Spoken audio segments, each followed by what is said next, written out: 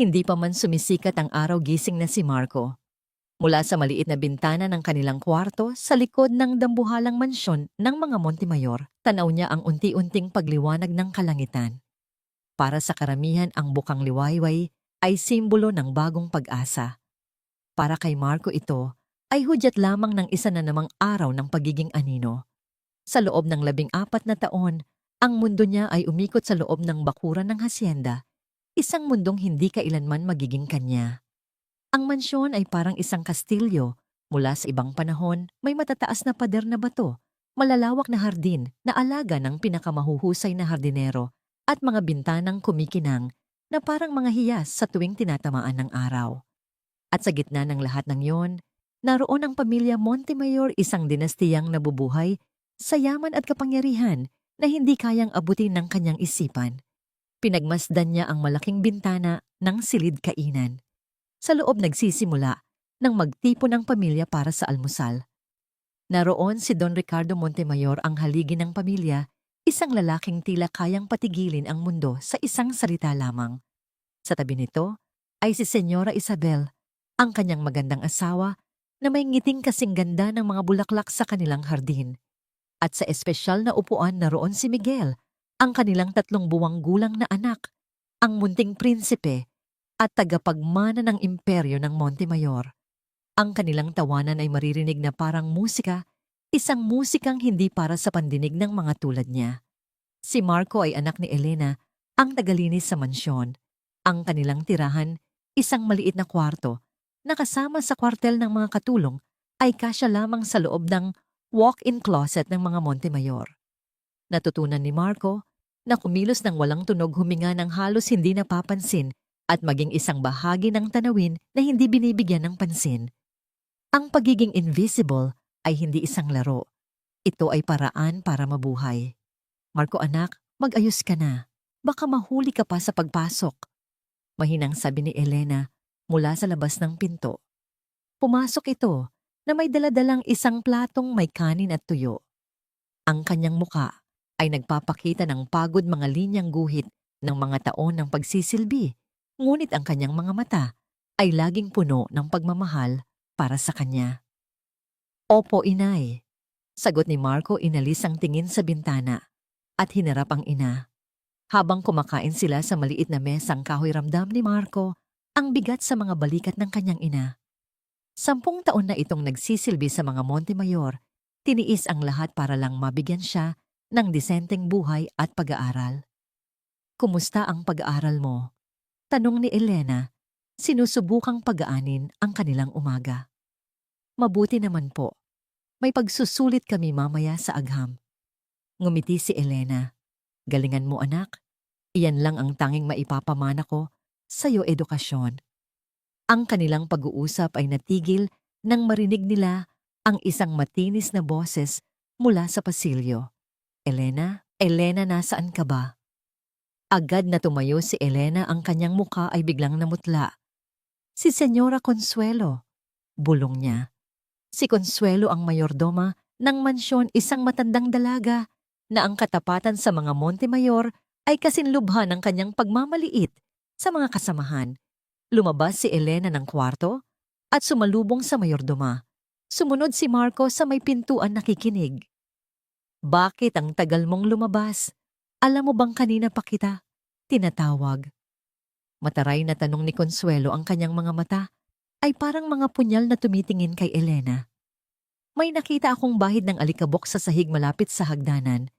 Hindi mo ba nilinis ng maayos yon kahapon? O baka naman, mas inuna mo pa ang pagpapahinga? Patawad po, Senyora Consuelo. Sisiguraduhin ko pong malinis na malinis iyon ngayon. Halos pabulong na sagot ni Elena, ang kanyang ulo ay nakayuko. Dapat lang. Ang mga Montemayor ay nagbabayad para sa perpektong serbisyo, hindi para sa kapabayaan. Isa pang pagkakamali, Elena, at baka hindi na kita mapagbigyan. Pagbabanta ni Consuelo bago ito tumalikod at naglakad palayo. Ang kanyang mga takong ay lumilikha ng matinis na tunog sa makintab na sahig. Nakita ni Marco ang panginginig ng kamay ng kanyang ina habang ito'y bumabalik sa loob. Nakita niya ang luhang pinipigilan nito sa gilid ng kanyang mga mata. Walang nagawa si Marco, kundi ang kuyumi ng kanyang kamao. Isang araw naisip niya, isang araw aalis kami dito. Pagkatapos ng insidente, nagpatuloy ang araw tulad ng dati. Pumasok si Marco sa eskwelahan, dumaan sa service road sa likod ng mansyon isang rutang para lamang sa mga manggagawa. Nang hapon na yon, habang pabalik siya isang delivery van, ang nakahinto, malapit sa entrada ng mga katulong. Hindi ito kakaiba. Halos araw-araw ay may dumarating na padala para sa mga Montemayor. Ngunit isang bagay ang kumuha ng kanyang atensyon. Isang magandang halaman ang maingat na ibinababa ng delivery man. Ito ay nakalagay sa isang mamahaling paso na kulay ginto. May mga dahong kulay matingkad na berde na may kakaibang pagkamakintab at mga bulaklak na hugis kampanilya, kulay rosas na may halong puti. Isang malaking gintong laso ang nakatali sa paso at isang maliit na card ang nakasuksok sa mga sanga. Regalo para kay Baby Miguel. Narinig niyang sabi ng delivery man kay Senyora Consuelo na siyang tumanggap nito. Mula sa kanyang pinagtataguan sa likod ng mga halaman, pinanood ni Marco ang eksena. May kakaibang kaba siyang naramdaman habang tinititigan ng halaman. Pamilyar ang hugis ng mga dahon, ang ayos ng mga bulaklak. Parang may isang alaala mula sa malayo na sinusubukang bumalik sa kanyang isipan. Ang pinakamagandang nilikha ng demonyo ay laging nakabalot sa ganda. Ang boses ng kanyang Lola Rosario ang pumasok sa kanyang isip. Ang kanyang lola ay isang sikat na manghihilot at herbalista sa kanilang probinsya sa bundok. Bago ito pumanaw, tinuruan siya nito tungkol sa mga halaman, kung alin ang nakakagamot at kung alin ang nakakamatay. Regalo mula kay Senyorito Eduardo. Sabi ni Consuelo, habang binabasa ang card, tila nasiyahan. Si Eduardo ay pinsan ni Don Ricardo, isang miyembro ng pamilya na bihirang bumisita. Dinala ni Consuelo ang halaman sa loob tiyak na patungo sa silid ng munting anghel ng mga Montemayor. Naiwan si Marco sa labas na katayo sa anino, ang kaba sa kanyang dibdib ay lalong tumitindi. Adelpha. Iyon ang pangalan ng halaman.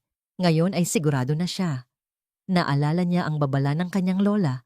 Mag-ingat ka sa Adelpha, apo. Ang ganda ng kanyang bulaklak ay pandaya.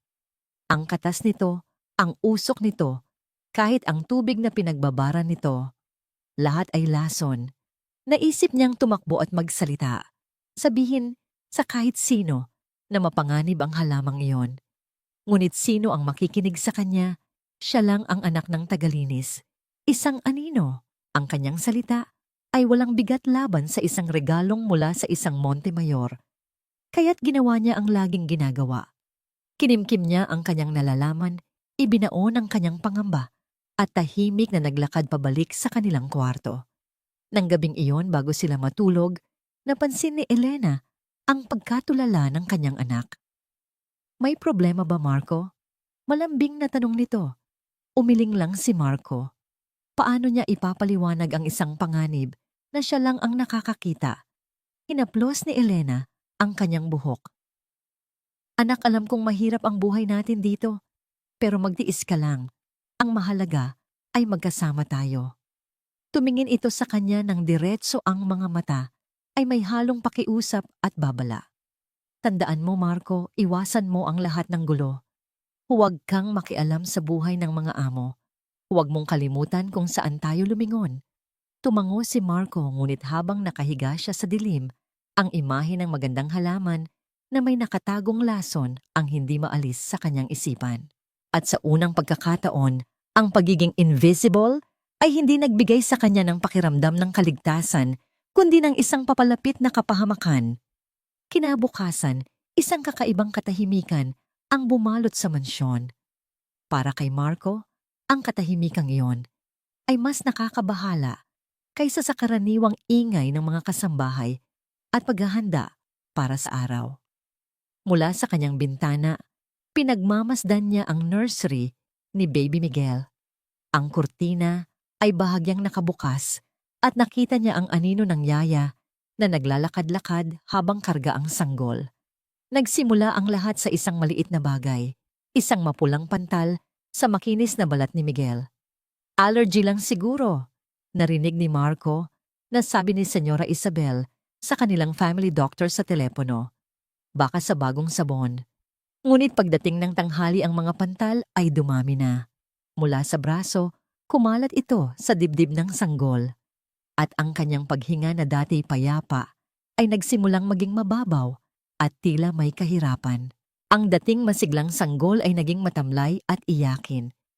Agad na ipinatawag ang kanilang family doctor, isang matandang manggagamot na matagal nang nagsisilbi sa pamilya. Pagkatapos suriin ang sanggol, nagreseta ito ng isang cream at gamot para sa allergy. Huwag po kayong mag-alala, Senyora Isabel. Karaniwan lang po ito sa mga sanggol. Sabi ng doktor na may pilit ng ngiti, ngunit walang nagbago. Sa pagdaan ng mga oras, lalong lumala ang kalagayan ni Miguel. Ang balita ay mabilis na kumalat sa mga katulong. Bawat isa ay kumikilos nang may pag-iingat bumubulong sa mga sulok. Ang kanilang mga muka ay puno ng pag-aalala. Si Elena ay halos hindi mapakali. Bawat utos sa kanya ni Consuelo ay tila dumadaan lang sa kanyang tainga. Ang isip niya ay nasa kalagayan ng munting anghel ng mansyon. Habang si Marco ay nagwawalis ng mga tuyong dahon malapit sa bintana ng nursery, narinig niya ang isang tunog na nagpatigil sa kanyang paghinga. Isang mahinang pag-ubo mula sa sanggol na sinundan ng isang pag-iyak na tila hirap na hirap. Ang puso ni Marco ay nagsimulang tumibok ng mabilis. Ang adelpha, ang makintab na mga dahon, ang magagandang bulaklak, isang malinaw na alaala ang bumalik sa kanya. Noong 8 taong gulang siya, nagkasakit siya ng malubha sa probinsya. Habang nakahiga siya sa banig at nilalagnat ikinuwento ng kanyang Lola Rosario ang tungkol sa isang bata sa kabilang baryo na nalason. Naglalaro daw ito at isinubo ang isang bulaklak ng adelpha na akala niya ay pagkain. Ang laso ng halamang iyon ay mabilis kumapit sa dugo Marco, sabi ng kanyang lola habang pinupunasan ng kanyang noo. Sinisira nito ang tibok ng puso, pinapahina ang paghinga. Ang balat ay nagkakaroon ng mga pantal na parang paso. Tandaan mo, apo, ang kalikasan ay may dalang lunas, ngunit may dala rin itong panganib. Pabalik-balik ang mga salitang iyon sa isip ni Marco. Tumingin siya sa nursery kung saan nakalagay pa rin ang halaman sa tabi ng bintana. Ang mga bulaklak nito ay tila nangungutya sa lahat. 1 metro lang ang layo nito mula sa kuna ni Miguel. Hindi na niya natiis. Kailangan niyang gumawa ng paraan. Nakita niya si Mang Lando, ang punong hardinero, na nagdidilig ng mga halaman malapit sa pader ng mansyon. Si Mang Lando ay isa sa mga iilang empleyado na paminsan-minsan ay ngumingiti sa kanya. Naglakas loob si Marco na lapitan ito. Mang Lando, nanginginig niyang tawag. "Oh Marco, bakit?" Sagot ng hardinero. Yung halaman po sa kwarto ni Baby Miguel." Simula niya hirap hanapin ang tamang salita. Yung bago pong regalo, mapanganib po iyon. Tumingin si Mang Lando sa kanya ng may pagtataka at pagkatapos ay tumawa ng mahina. "Ano bang sinasabi mo, bata? Isa yung magandang adelpha. Regalo pa yan ni Senyorito Eduardo. Huwag kang mag-alala." "Pero lason po yun."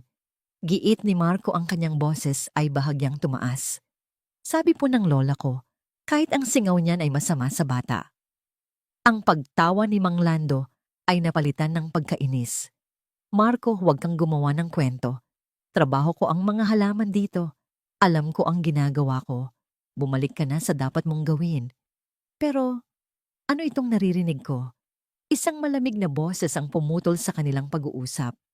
Pareho silang napalingon at nakita si Senyora Consuelo, nakatayo na parang isang reyna, ang kanyang mga kamay ay nasa bewang. "Nanggugulo ka na naman ba, bata?" Mataray na tanong ni Consuelo. Ang mga mata ay nakatutok kay Marco. "Ano itong pinagsasabi mo tungkol sa regalo ni Senyorito Eduardo?"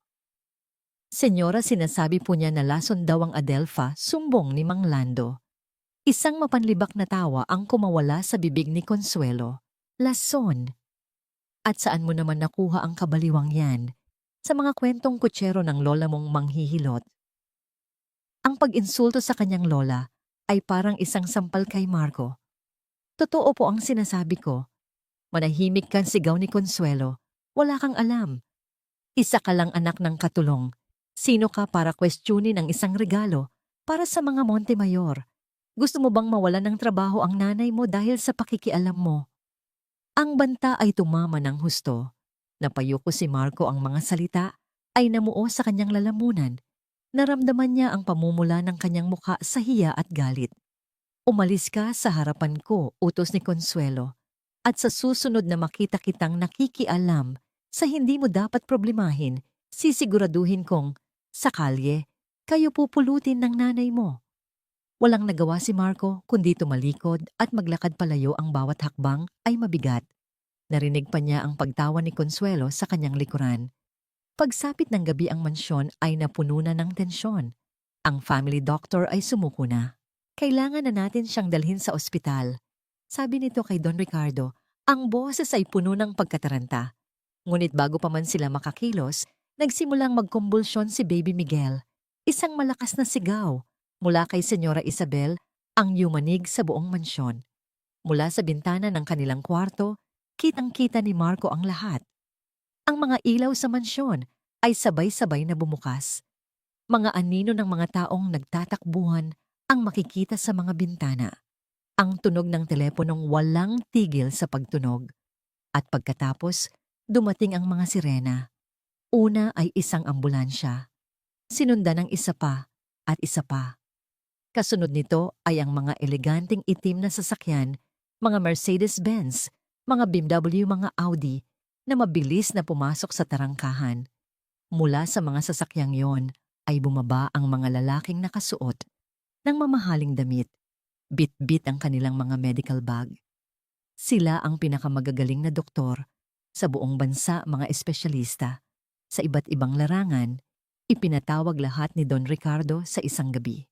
Ang mansyon na dati isang simbolo ng kapayapaan at karangyaan ay naging sentro ng isang desperadong digmaan para sa buhay ng isang sanggol. Ang hangin ay napuno ng takot at pag-asa. Nakatayo si Marco sa dilim, nakadikit ang mukha sa malamig na salamin ng bintana. Pinanood niya ang pagdating ng mga henyo, ang hukbo ng mga dalubhasa. Ngunit sa kanyang puso, alam niyang lahat sila ay tumitingin sa maling direksyon. Ang kalaban ay hindi isang sakit na misteryoso. Ang kalaban ay nasa loob na ng silid na katayo sa isang gintong paso, maganda, tahimik at nakamamatay. Ang nursery ni Baby Miguel ay hindi na isang silid ng kapayapaan. Ito ay isang war room. Ang hangin ay mabigat sa amoy ng antiseptik o takot at ang hindi maipaliwanag na matamis na halimuyak mula sa halamang adelpha na patuloy na nagpapakawala ng lason nito. 18 henyo ng medisina, ang mga anino ng kanilang mamahaling puting coat, ay nagsasayaw sa ilalim ng artipisyal na ilaw, ay nagtipon na parang mga general na natatalo sa isang digmaan. Hindi ito bacterial infection. Maring sabi ni Dr. Enrique Vargas, isang kilalang pediatrician na may buhok na nagsisimula ng mamuti habang itinuturo ang isang chart na puno ng mga numero. 3 klase na ng pinakamalakas na antibiotic ang ibinigay natin, pero walang anumang epekto. Itigil na yan. Kung ganoon, baka isang rare genetic disorder. Sagot ng isang mas batang doktor mula sa St. Luke's. Kailangan nating kunan ulit siya ng dugo at ipadala sa Singapore para sa full genetic sequencing. Aabutin yon ng linggo. Wala tayong ganoong klasing oras. Sigaw ng isang neurologist. Tingnan ninyo siya, bawat minuto ay mahalaga. Ang kanilang mga boses ay nagbabanggaan isang kaguluhan ng mga teorya at pagkabigo. Bawat isa sa kanila ay isang alamat sa kanilang larangan, mga doktor, na ang opinyon ay itinuturing na batas. Ngunit sa harap ng isang sanggol na unti-unting namamatay ang kanilang kaalaman at karanasan, ay naging walang silbi. Sinubukan na nila ang lahat. Mga steroid para sa posibilidad ng autoimmune response, ngunit lalo lang nanghina ang sanggol. Mga antiviral na gamot na parang tubig lang na walang epekto. Pinainom nila ng epinephrine para sa allergic reaction, ngunit hindi man lang nagbago ang kanyang kalagayan. Bawat paggamot ay isang bala na ipinutok sa dilim at bawat isa ay sumasablay. Sa gitna ng lahat ng ito, nakahiga si Baby Miguel sa kanyang kuna. Halos hindi na gumagalaw. Ang kanyang balat ay may kulay abo na may bahid ng asul, malamig sa paningin. Ang mga monitor na nakakabit sa kanya ay nagpapakita ng mga numerong patuloy na bumababa. Ang mahinang tunog ng heart monitor ay tila isang pusong sumusuko na isang paalala ng kanilang kolektibong pagkatalo. Sa labas nakadikit ang mukha ni Marco sa malamig na salamin ng bintana. Mula sa kanyang taguan sa hardin, malinaw niyang nakikita ang lahat.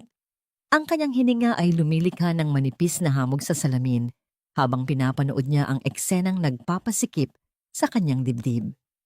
Nakita niya ang pagod at desperasyon sa mukha ng bawat doktor. Nakita niya si Senyora Isabel na umiiyak sa isang sulok.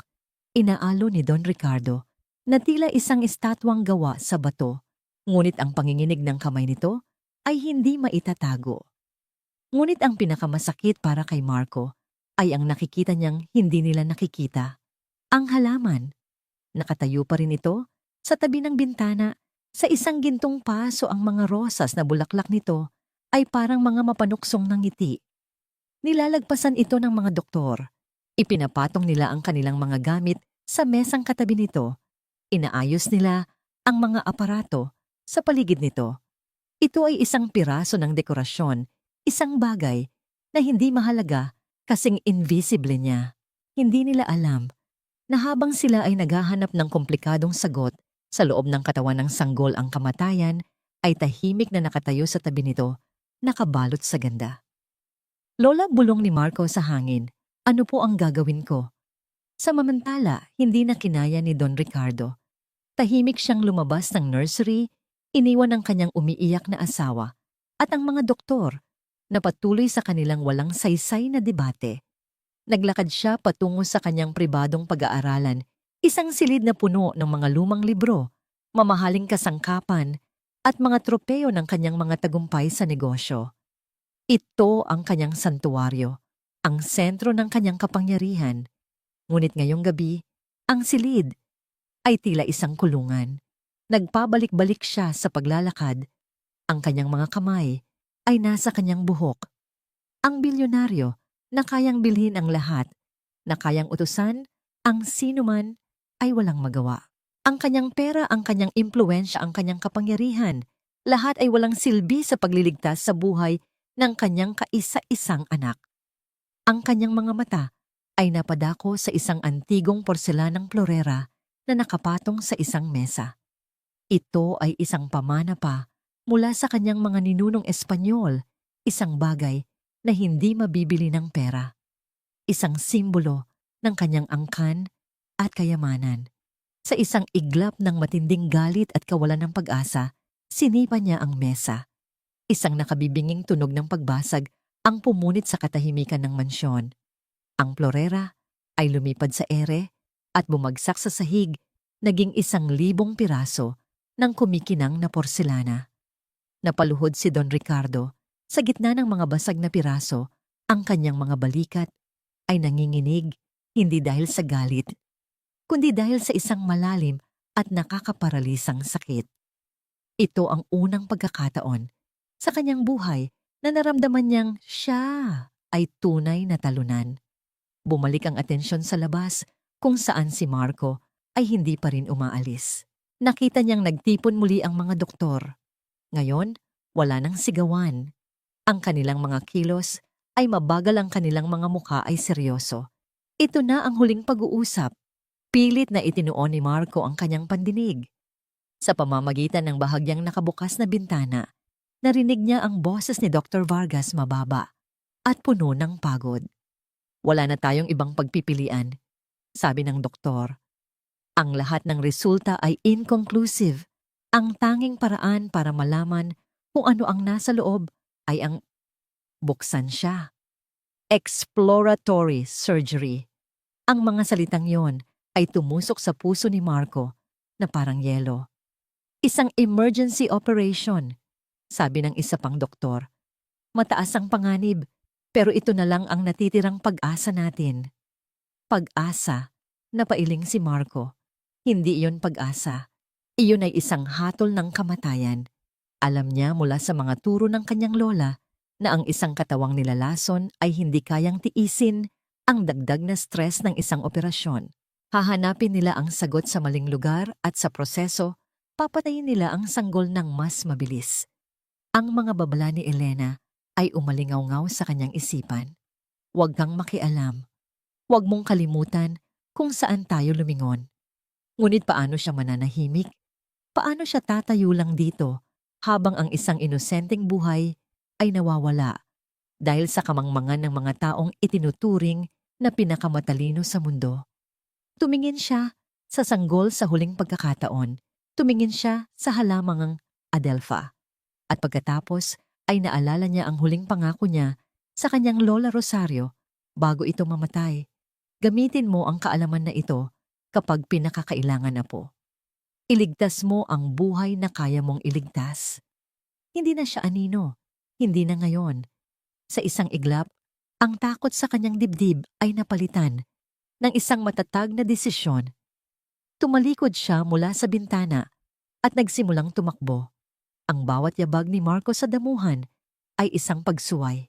Pagsuway sa utos ng kanyang ina sa mga patakaran ng mansyon at sa isang buong buhay ng pagiging tahimik at di nakikita.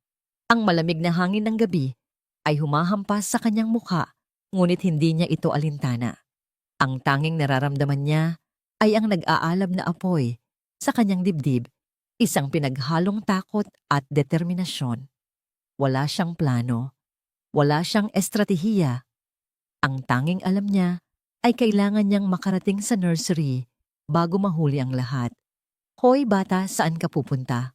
Ang sigaw ay nagmula sa isa sa mga security guard na nagpapatrolya sa gilid ng mansyon.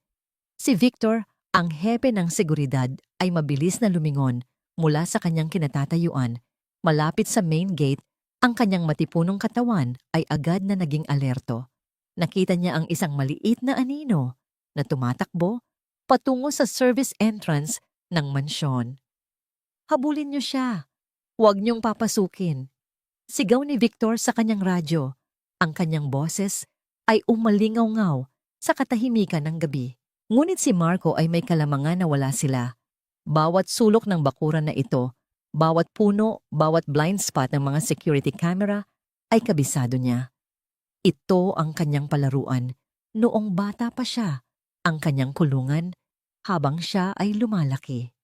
Alam niya ang mga lihim na daanan na tanging mga hardinero at matatagal na katulong ang nakakaalam. Sa halip na dumiretso sa service entrance kung saan siya madaling mahuhuli, lumiko siya ng bigla sa kanan patungo sa madilim na bahagi ng hardin kung saan nakatanim ang malalaking puno ng acacia. Ang kanyang mga paa na sanay na sa pagtakbo nang walang sapin sa damuhan ay halos walang ingay. Ang tanging maririnig ay ang kaluskos ng mga tuyong dahon. 2 guard ang sumunod sa kanya, ang kanilang mabibigat na bota ay lumilikha ng malalakas na tunog sa lupa. Ang kanilang mga flashlight ay parang mga naghahanap na mata sa dilim nagwawalis sa bawat direksyon. Wala kang mapupuntahan, bata. Sumuko ka na. Sigaw ng isa. Nagkubli si Marco sa likod ng isang malaking puno, pinipigilan ang kanyang hininga. Narinig niya ang papalapit na mga yabag. Sa isang iglap nang ang mga ilaw ng flashlight ay tumutok sa kabilang direksyon, muli siyang tumakbo, hindi na patungo sa service entrance, kundi sa isang maliit na pintuan sa likod ng kusina. Isang pintuang bihirang gamitin, halos nakatago sa likod ng mga gumagapang na halaman. Ito ang kanyang target. Samantala, ang ingay sa labas ay umabot sa pandinig ni Elena. Nasa labas siya ng kwartel ng mga katulong, kasama ang iba pa nag-aalala sa kalagayan ni Baby Miguel. Nang marinig niya ang sigaw ni Victor at ang tunog ng mga naghahabulan, isang malamig na takot ang gumapang sa kanyang puso. Sino yon? Tanong ng isang kasambahay. Ewan ko, pero lagot yon kay Victor. Sagot ng isa pa. Ngunit alam ni Elena, isang ina, kahit sa dilim, ay kilala ang silhueta ng kanyang anak. Nakita niya ang isang pamilyar na figura na tumatakbo ng buong bilis. Marcos, nibulong niya sa sarili ang kanyang mga mata ay nanlaki sa takot. Diyos ko, anong ginagawa niya? Walang pag-aalinlangan tumakbo rin si Elena, hindi para habulin si Marco, kundi para subukang pigilan ang kaguluhan. Victor, Victor, sandali. Sigaw niya, ang kanyang boses ay nanginginig. Anak ko yan. Ako nang kakausap sa kanya. Ngunit si Victor ay hindi nakinig. Wala nang usap-usap, Elena, trespassing. Ang ginagawa niya sa gitna ng isang emergency. Umalis ka dyan, kung ayaw mong madamay. Sa harapan nila, narating ni Marco ang maliit na pinto. Swerte hindi ito nakakandado. Mabilis niya itong binuksan at pumasok sa loob, sa puso ng mansyon. Nasa loob na siya ng teritoryo ng mga kaaway. Nasa loob na siya, pasok ang sigaw ni Victor. Ang kaguluhan ay mas lalong lumaki. Si Elena ay napahagulgol na lamang sa gilid, pinipigilan ni Senyora Consuelo na siyang lumabas para alamin ang nangyayari. Tingnan mo ang ginawa ng anak mo, Elena. Sabi ni Consuelo, ang kanyang muka ay puno ng galit at pagtatagumpay. Sinabi ko na sa'yo, wala kayong idudulot kundi gulo. Bukas na bukas din pareho kayong mapapalayas dito. Hindi na pinansin ni Elena ang sinabi ng mayordoma. Ang tanging nasa isip niya ay ang kaligtasan ng kanyang anak. Sa loob ng mansyon, ang bentahe ni Marco ay ang kanyang kaalaman sa mga pasikot-sikot nito. Mula sa kusina, tinahak niya ang isang makitid na pasilyo na ginagamit ng mga caterer, umakyat sa isang hagdanang pangkargamento na direktang papunta sa ikalawang palapag, sa halip na sa grand staircase kung saan tiyak na may nag-aabang. Ang kanyang puso ay kumakabog, na parang tambol ang bawat tunog sa paligid ay tila banta. Nang marating niya ang ikalawang palapag, narinig niya ang mga sigawan at mabibigat na yabag mula sa pangunahing hagdanan. Alam niyang paubos na ang kanyang oras. Tumakbo siya sa mahabang koridor na napapalibutan ng mga mamahaling painting at antigong florera. Sa dulo ng pasilyong yon, naroon ang pintuan ng nursery. Ngunit bago pa man niya ito marating, dalawang malalaking anino ang humarang sa kanyang daraanan. Sila ang personal na bodyguard ni Don Ricardo, mga lalaking may katawang sinlaki ng pinto at mga mukhang hindi marunong ngumiti. Hinarangan nila ang buong koridor. Ang kanilang mga braso ay nakadipa na parang pader. Hanggang dyan ka na lang, bata. Sabi ng isa, ang kanyang boses ay kalmado ngunit mapanganib. Huminto si Marco, ang kanyang paghinga ay putol-putol. Sa kanyang likuran, naririnig na niya ang papalapit na si Victor at ang iba pang mga guard. Nasa pagitan siya ng dalawang puwersa. Isang maling galaw at tapos na ang lahat. Ang pintuan ng nursery ay ilang metro na lang ang layo. Sa likod ng pintuang yon, ang buhay ng isang sanggol ay nakasalalay sa kung ano ang gagawin niya sa susunod na 10 segundo. Nakulong. Sa harap niya ay isang pader ng kalamnan. Sa likod niya ay ang papalapit na mga aso ng seguridad. Ang hangin sa koridor ay tila nawala, sinipsip ng tensyon na namamagitan sa kanila. Ang tanging naririnig ni Marco ay ang rumaragasang tibok ng kanyang sariling puso. Sumuko ka na, bata. Huwag mo nang pahirapan ang sarili mo. Sabi ng isa sa mga bodyguard, dahan-dahang humahakbang palapit. Ngunit ang desperasyon ay nagbibigay ng kakaibang talino. Sa isang iglap na alala ni Marco, ang mga araw na pinanonood niya ang mga hardinero na naglilinis. Sa gilid ng koridor ay may nakahilerang mga matataas at payat na florera na gawa sa porselana. Bawat isa ay nakapatong sa sarili nitong pedestal na gawa sa marmol. Ginawa niya ang isang bagay na hindi nila inaasahan. Sa halip na subukang takbuhan, sila tumakbo siya patagilid. Gamit ang lahat ng kanyang lakas, itinulak niya ang pinakamalapit na pedestal. Ang epekto ay agaran at maingay. Ang pedestal ay bumagsak sa sahig na may malakas na kalabog at ang florera ay sumunod na basag sa libu-libong piraso. Ang tunog ay yumanig sa buong palapag. Nagulat ang dalawang bodyguard. Ang atensyon nila ay saglit na napunta sa nabasag na antigo. Sa sandaling iyon ng kanilang pag-aatubili, nakahanap si Marco ng pagkakataon.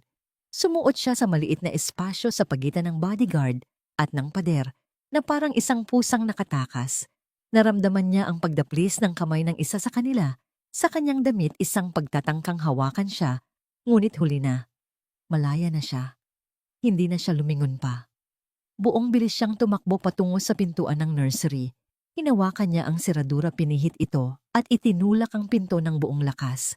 Bumukas ang pinto na may malakas na kalabog nang tumama ito sa pader sa loob.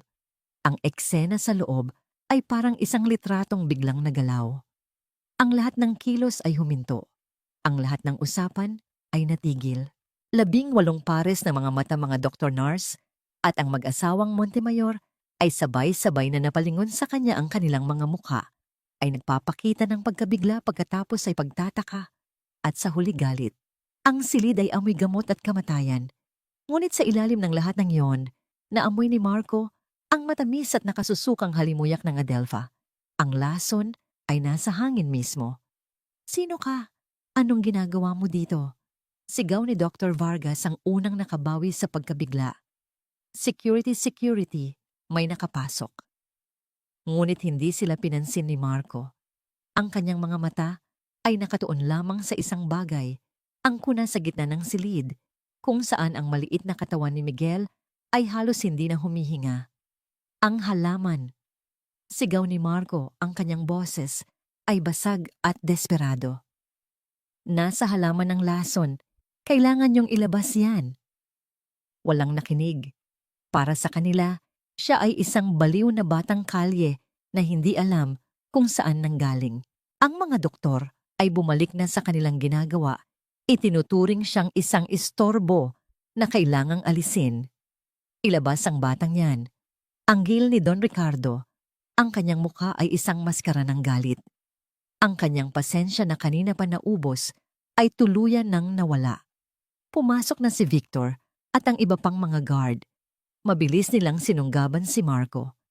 Naramdaman niya ang mahihigpit na kamay na humawak sa kanyang mga balikat, ang pag-angat sa kanya mula sa sahig. Sinimulan siyang kaladkarin palabas. "Hindi pakinggan na niyo ako." Nagpupumiglas si Marco, ginagamit ang lahat ng natitirang lakas. Ang halaman Adelpha ang tawag dyan. Ang katas niyan ay lason sa puso. Lola ko ang nagturo sa akin. Nakukuha sa balat ang lason sa paghinga. Ilabas niyo ang halaman. Ngunit ang kanyang mga salita ay parang mga alon na humahampas sa isang pader na bato. Walang epekto.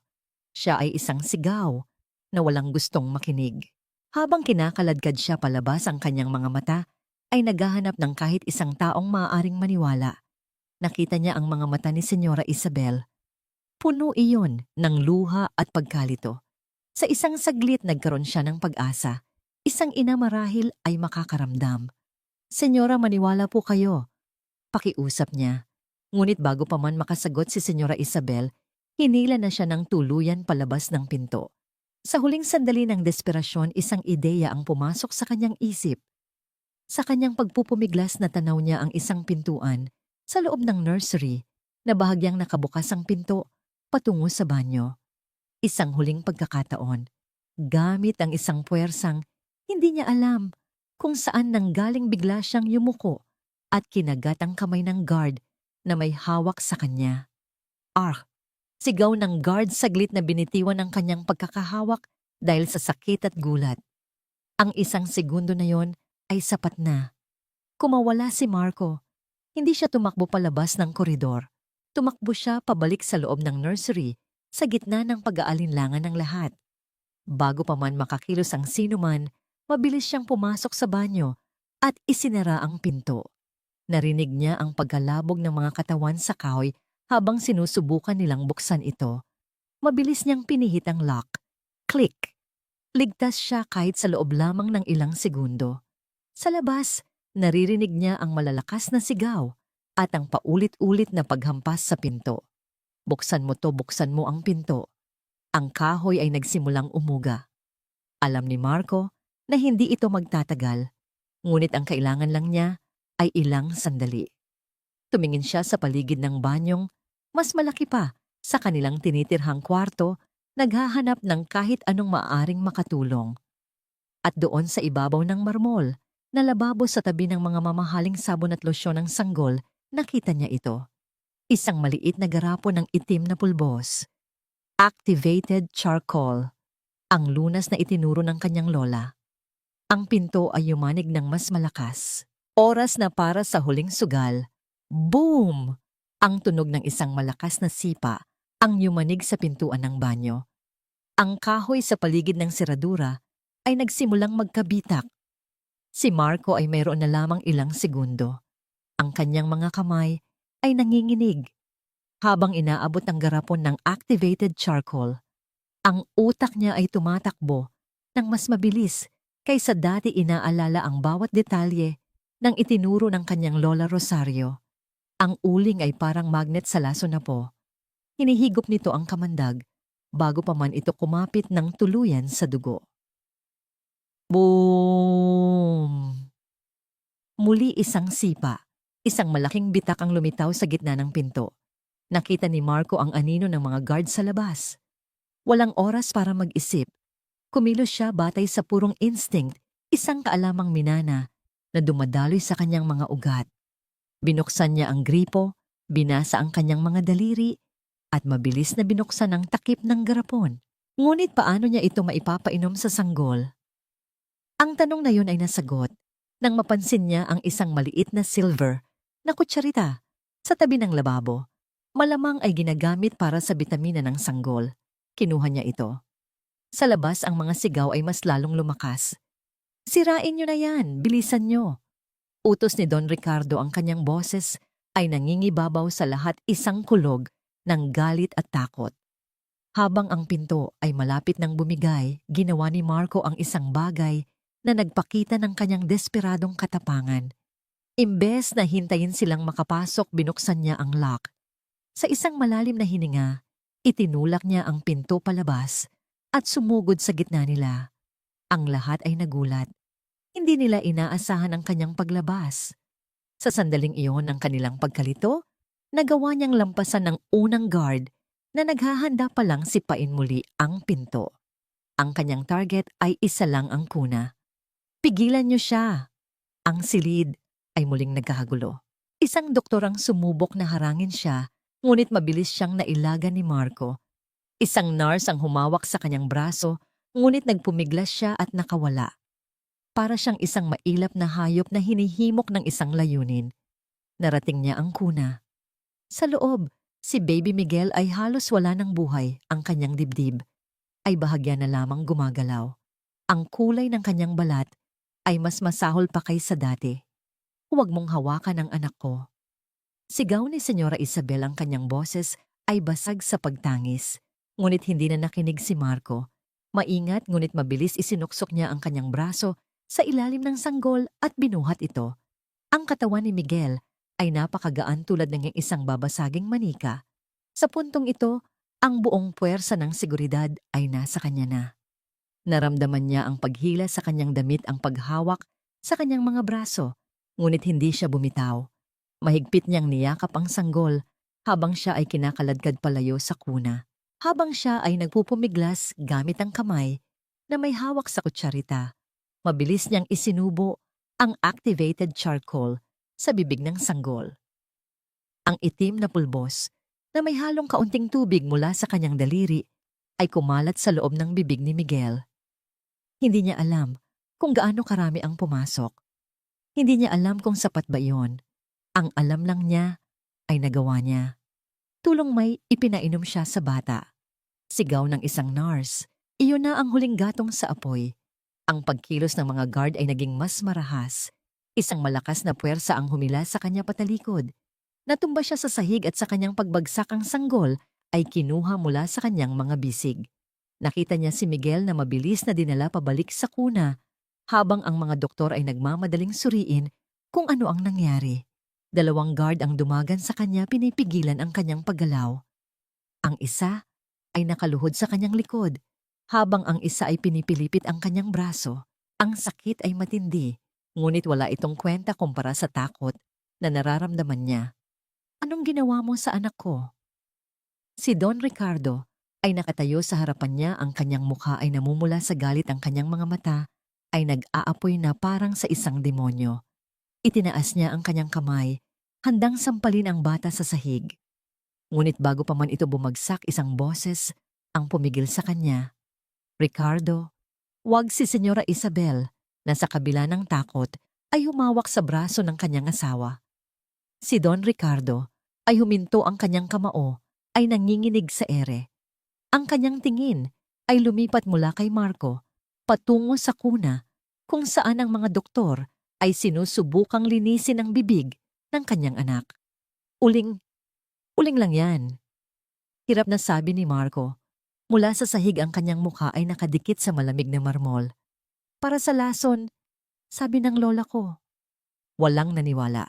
Ang tanging nakikita nila ay isang maruming bata na sumuway sa lahat at nagbigay ng isang hindi kilalang substance sa isang kritikal na sanggol. Si Marco ay nakadapa sa sahig talunan at walang magawa, habang ang kapalaran ni Baby Miguel ay nakabitin sa isang sinulid. Ang kanyang huling pag-asa ay naibigay na. Ngayon, ang tanging natitira ay ang maghintay sa hatol mula sa mga doktor at mula sa Diyos. Ang katahimikan na bumalot sa silid ay mas matindi kaysa sa naunang kaguluhan. Ang tanging maririnig ay ang mahinang tunog ng mga monitor, ang pinipigilang paghikbi ni Senyora Isabel at ang mabibigat na paghinga ng mga taong nakapaligid. Si Marco ay nanatiling nakadapa sa sahig, ang bigat ng tuhod ng security guard sa kanyang likod ay isang paalala ng kanyang katayuan, isang bilanggo sa sariling tahanan. Ang mga doktor ay mabilis na kumilos sa paligid ng kuna. Suction, linisin niyo ang bibig niya. Utos ni Dr. Vargas. Isang nurse ang nagmamadaling gumamit ng isang maliit na tubo para sipsipin ang itim na substance mula sa bibig ni Miguel. Kumuha kayo ng blood sample ngayon din. Sabi ng isa pa. Alamin natin kung anong ipinainom ng batang yan. Ang bawat segundo ay parang isang oras. Si Marco ay nakapikit nagdarasal sa isang Diyos na hindi niya alam kung nakikinig. Nagdasal siya hindi para sa kanyang sarili, kundi para sa sanggol. Parang awa niyo na gumana ka. Walang pagbabago sa vital signs. Anunsyo ng isang nurse na nakatutok sa mga monitor, ang kanyang boses ay walang emosyon. Heart rate, still dangerously low. Oxygen saturation, nasa critical level pa rin. Isang alo ng kabiguan ang dumaan sa silid. Ang tingin ni Don Ricardo kay Marco ay lalong tumalim, puno ng pagkamuhi. Kung may mangyaring masama sa anak ko, bulong niya, ang bawat salita ay may bigat ng isang banta. Sisiguraduhin kong magbabayad ka. Si Elena na nakarating na sa koridor at nakasilip sa bahagyang nakabukas na pinto ay napahagulgol nang marinig ito. Ang kanyang pinakamasamang kinatatakutan ay nagkakatotoo. Ngunit pagkatapos ng isa pang minuto, isang bagay na kakaiba ang nangyari. Sandali, sabi ng batang doktor mula sa St. Luke's na siyang pinakamalapit sa monitor. Tingnan niyo, lahat ng mga mata ay napunta sa screen ng heart monitor. Ang irregular at mahinang linya na kanina pa nila pinapanood ay nagsimulang magbago. Ang dating mabagal at paudlot-udlot na tunog ay unti-unting nagiging mas regular, mas malakas. Beep, beep, beep. Ang tibok ng puso niya bumibilis. Sabi ni Dr. Vargas, hindi makapaniwala. Lumapit siya sa monitor, ang kanyang mga mata ay nanlalaki. Pero paano? At ang oxygen, sabi ng nurse, tumaas ng 2%, hindi 3. Pataas na siya. Isang bulungan ng pagkamangha ang kumalat sa mga doktor. Imposible. Walang anumang gamot na naibigay. Walang anumang procedure na ginawa. Ang tanging nagbago ay ang itim na pulbos na isinubo ng bata. Ang kulay niya, halos pabulong na, sabi ni Senyora Isabel, na siyang unang nakapansin. Tumayo siya at dahan-dahang lumapit sa kuna. Ricardo, tingnan mo ang kulay niya. Lumapit si Don Ricardo. Ang kanyang galit ay napalitan ng pagkalito. Ang kulay abo na balat ni Miguel, ang balat na may kulay ng kamatayan, ay unti-unting nagkakaroon ng bahid ng kulay rosas. Mula sa kanyang mga pisngi, Kumalat ito pababa sa kanyang leeg at dibdib. Ang mga pantal, sabi ng isa pang doktor, itinuturo. Ang balat ng sanggol. Nawawala. Ang mga mapupulang pantal na kanina lang ay nagkalat sa katawan ni Miguel ay tila hinihigop pabalik sa kanyang balat. Nawawala sa harap mismo ng kanilang mga mata. Ito ay isang himala. Isang himala na hindi maipaliwanag ng kanilang siyensya. Sa gitna ng pagkamangha, tanging isang tao ang hindi gumagalaw, si Dr. Vargas. Nakatayo siya na parang isang estatwa, ang kanyang isip ay nagpoproseso ng lahat. Uling, lason, halaman. Ang mga salitang sinigaw ng bata ay paulit-ulit na tumatakbo sa kanyang utak. Dahan-dahan, lumingon siya at tiningnan ang halamang adelpha na nakatayo pa rin sa tabi ng bintana. Sa isang iglap, isang teorya, isang napakalayo, ngunit posibleng teorya ang nabuo sa kanyang isipan.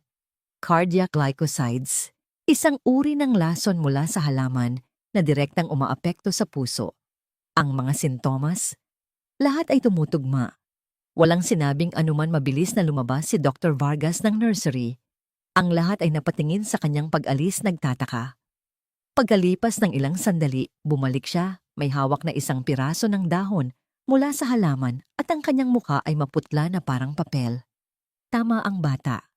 Sabi niya, ang kanyang boses ay nanginginig hindi dahil sa takot, kundi dahil sa pagka-realize sa kanilang pagkakamali. Ito ay adelpha, Nerium oleander. Naglalaman ito ng lason na tumutugma sa lahat ng sintomas ng sanggol. Nalalason siya. Nalalason siya sa buong panahong ito. Ang katahimikan ay mas lalong lumalim.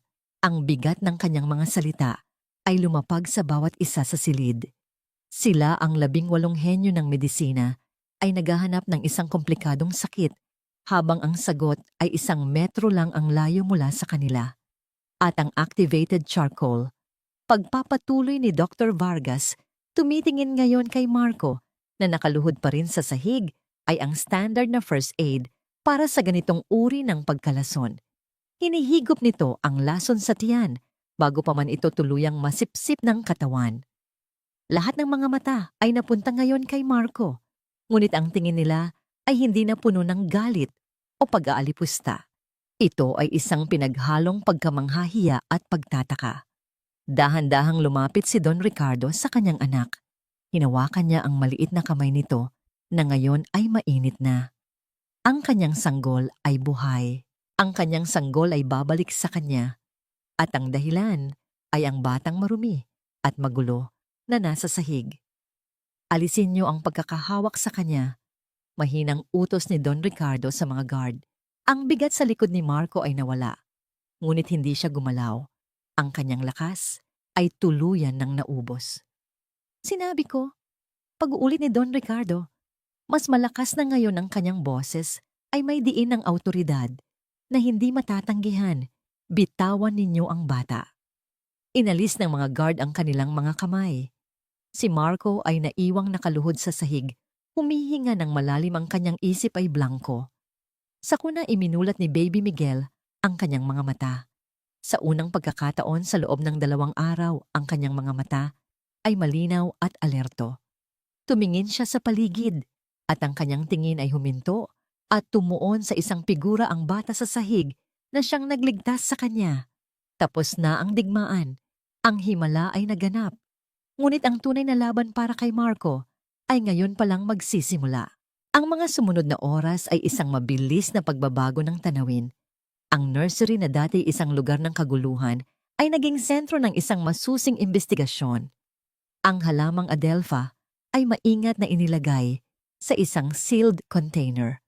Ang mga forensic specialist na ipinatawag ni Don Ricardo ay sinuri ang bawat sulok ng silid, kumukuha ng mga sample mula sa kuna, sa mga kurtina, at maging sa alikabok sa sahig.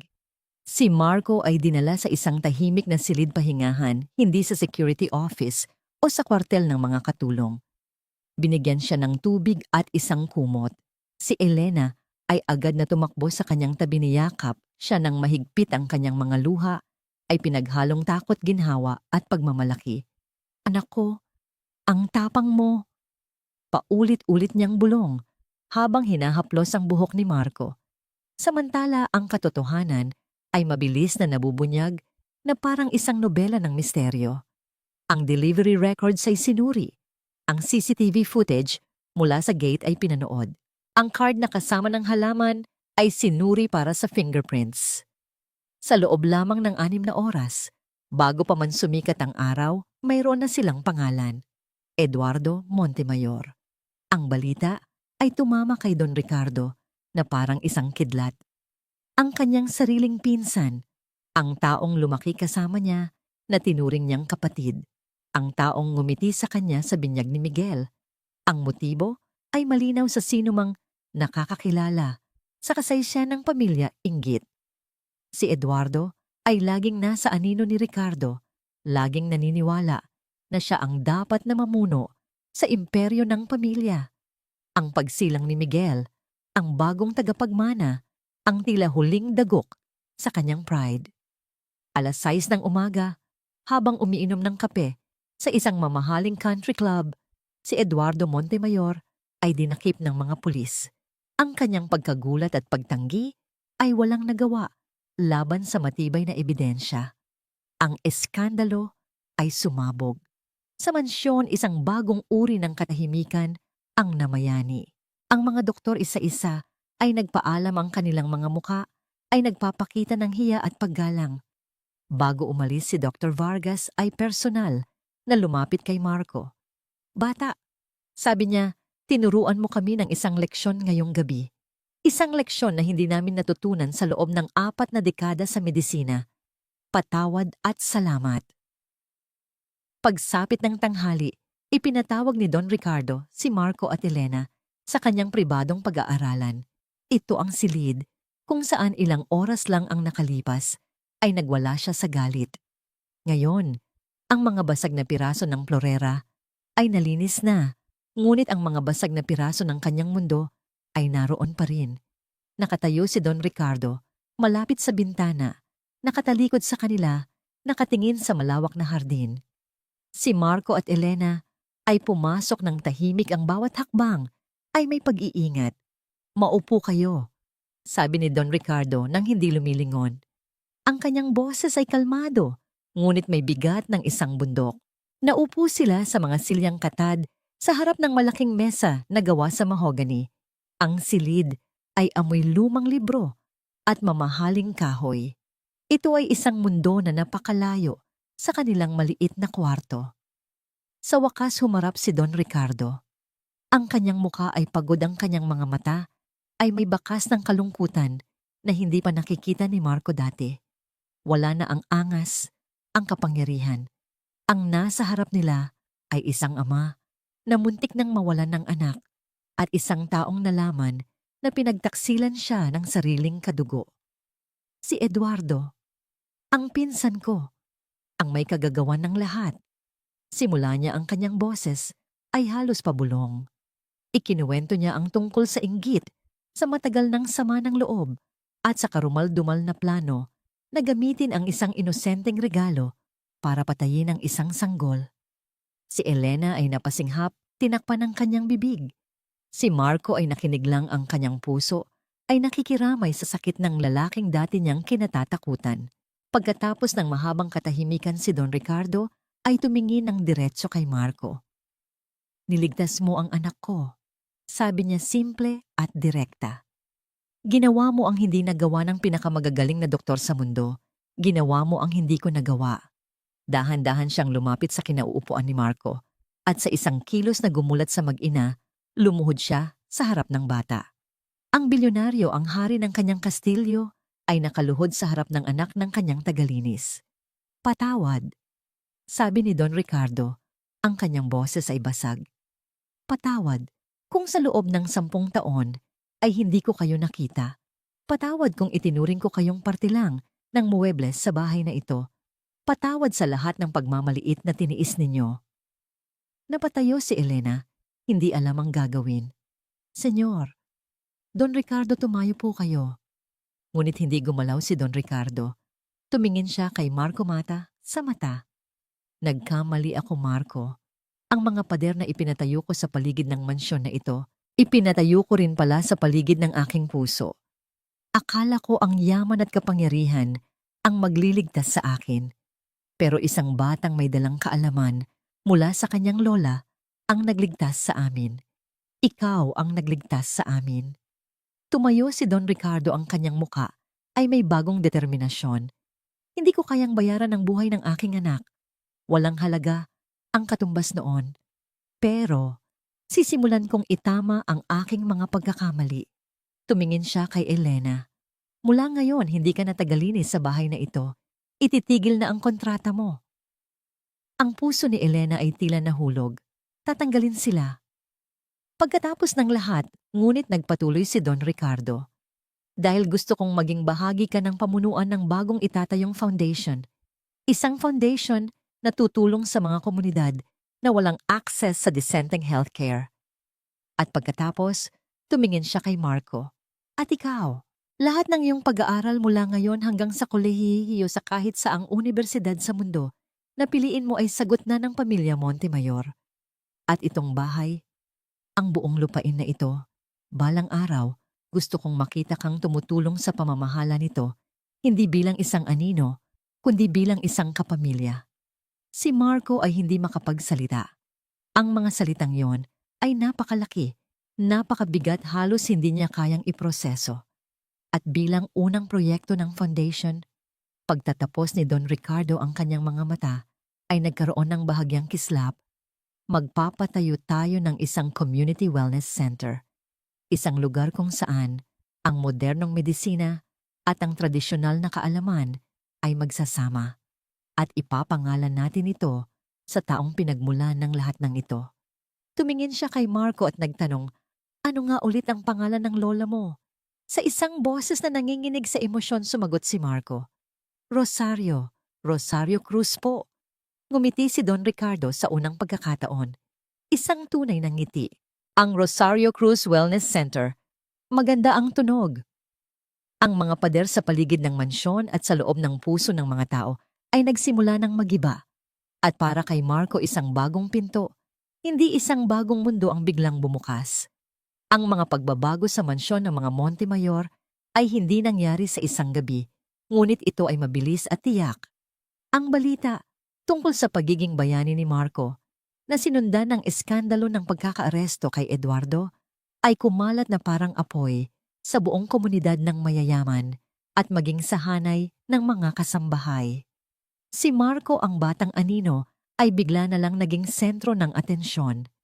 Isang hapon, ilang araw matapos ang insidente, habang si Elena ay nag-aayos ng kanilang mga gamit para sa paglipat sa isang mas malaking guest house sa loob din ng property, isang anino ang humarang sa liwanag mula sa pintuan.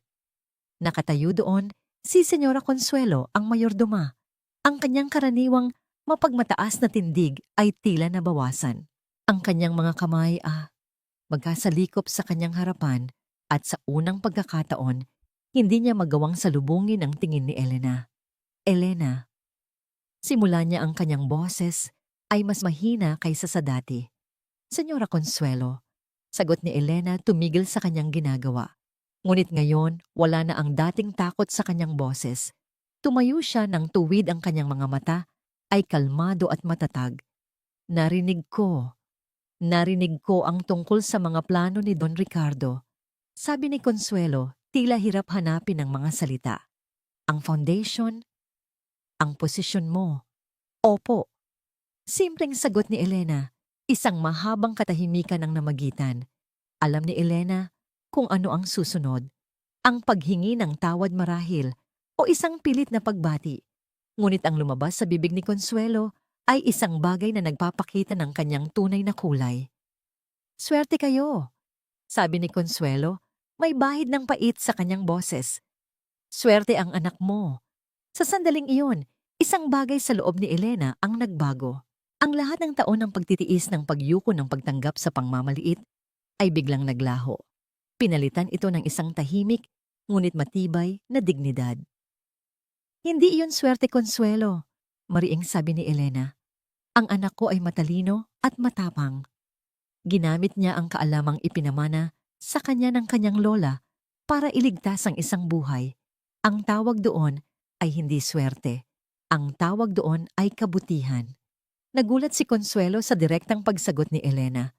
Pero isa pa rin siyang isang bata na nakakita ng katotohanang hindi nakita ng halos 20 henyo. Putol ni Elena. Isang bata na hindi ninyo pinakinggan.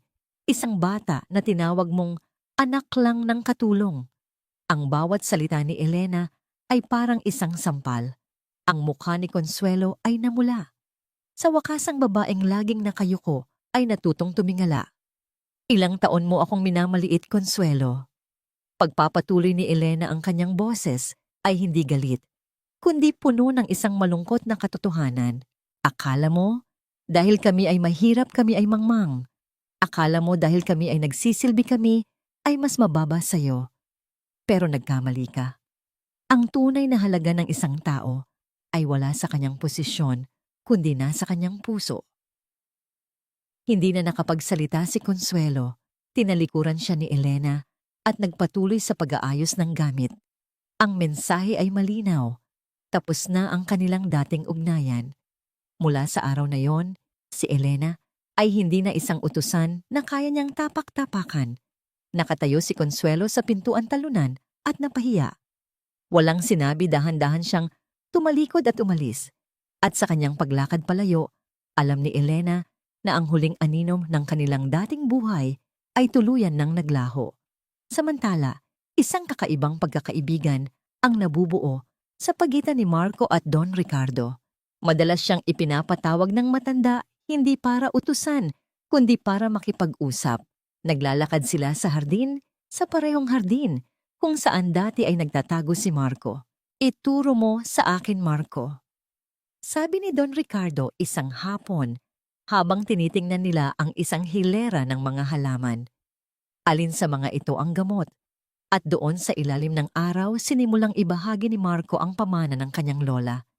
Itinuro niya ang dahon ng bayabas na mabuti sa sugat, ang bulaklak ng gumamela na ginagamit sa lagnat, ang dahon ng oregano para sa ubo.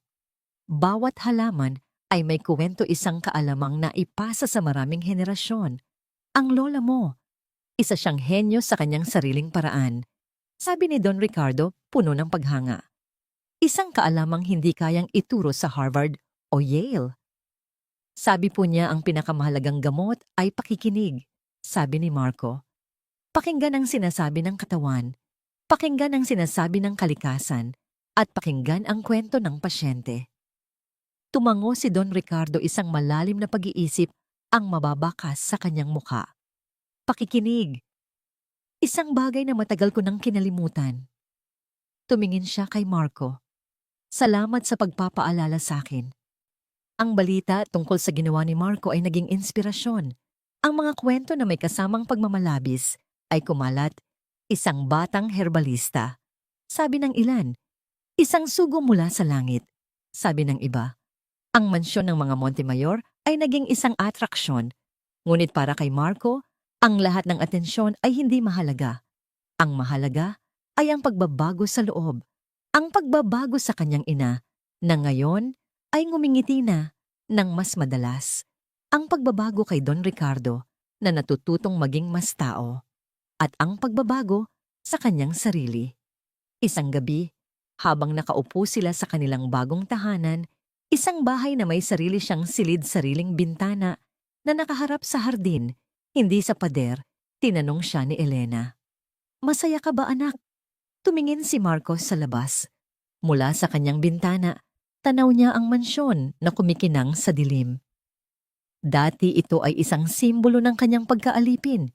Ngayon, ito ay isang paalala ng kanyang katapangan. Hindi na siya takot. Hindi na siya nagtatago. Opo, inay. Sagot niya, isang ngiti ang sumilay sa kanyang mga labi. Masaya po ako. Ang pamana ng kanyang lola ay hindi lang tungkol sa mga halaman. Ito ay tungkol sa paghahanap ng lakas sa iyong pinagmulan, sa paggamit ng iyong boses kahit nanginginig, at sa pag-alam na kahit ang pinakamaliit na anino ay may kakayahang magdala ng pinakamalaking liwanag. Isang taon ang lumipas.